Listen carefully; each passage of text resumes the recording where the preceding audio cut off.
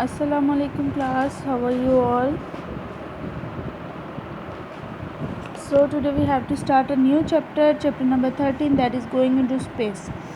First of all, let's get through its objectives.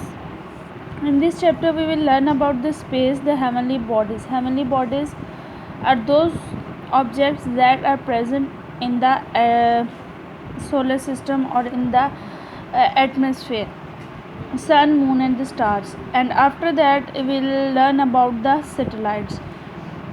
So on page number 93, let's get started with its reading. Since ancient times, people have spent time looking up at the night sky and wondering about the things they saw there. With time, we have identified the objects in the space, such as the sun, the moon, stars and various planets.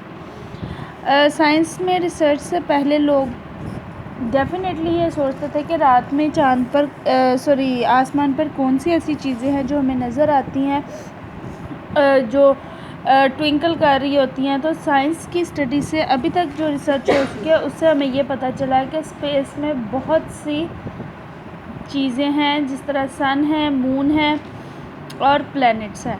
सबसे पहले बात करते हैं about the space. What is space? Space is the region beyond the earth's atmosphere. Earth से जब हम बाहर निकलते हैं तो जितना खाली जगह है उसको स्पेस कहा जाता है. स्पेस को उर्दू में कहते हैं खला. All heavenly bodies like sun, moon, planets and the stars lie in space. Heavenly bodies ऐसी बॉडीज़ हैं जो स्पेस के अंदर प्रेजेंट होती हैं, फ्लोट करती हैं. कौन सी हैं वो? सन है, मून है, प्लैनेट्स है और स्टार्स हैं. उसके बाद आ जाता है हमारे पास the sun. Sun is the big ball of fire. It is a star which is closest to the earth. Sun basically एक स्टार है जिसके इर्द गिर्द हमारे प्लैनेट्स रिवॉल्व करते हैं. This is richest source of energy is set to be 5 billion years old. Sun की जो एस्टिमेटेड एज है that is 5 billion years. The sun give us heat and light. ठीक है, दो चीज़ें हमें ये प्रोवाइड करता है, हीट और light. We see that sun rises in the east and sets in the west. This is because our earth rotates on its axis from west to east. सूरज मशरिक़ से निकलता है, मगरिब में ग़ुरूब होता है. क्यों ऐसा होता है? क्योंकि हमारी जो अर्थ होती है उसकी रोटेशन वेस्ट से ईस्ट की तरफ मूव करती है. The warmth of sun has made life possible on earth. Earth पर अगर लाइफ पॉसिबल है तो वो सन की हीट की वजह से ही पॉसिबल है. अगर वार्मथ ना होती, गर्मी ना होती तो लाइफ भी पॉसिबल ना होती. Did you know the temperature of sun is about 6000 degree Celsius. Sun का जो टेम्परेचर है that is about 6000 degree Celsius. Next हमारे पास आता है the planet. A planet is a heavenly body that revolves around the sun. It has no light and heat of its own. ठीक है, ऐसी हेवनली बॉडी जो सन के अराउंड रिवॉल्व करती है उसको प्लैनेट कहते हैं. इसकी ना ही लाइट होती है ना ही हीट होती है अपनी. ये सन की लाइट और हीट को रिफ्लेक्ट करता है. The study of heavenly bodies is called astronomy. जब हम स्पेस में प्रेजेंट ऑब्जेक्ट्स की स्टडी करते हैं तो उसको हम कहते हैं एस्ट्रोनॉमी. नेक्स्ट आ जाता है हमारे पास moon. Moon is our nearest neighbour in space. It revolves around the earth and is called a satellite of earth. ठीक है, अर्थ के गिर्द रिवॉल्व करता है, नेचुरल सैटेलाइट है अर्थ का.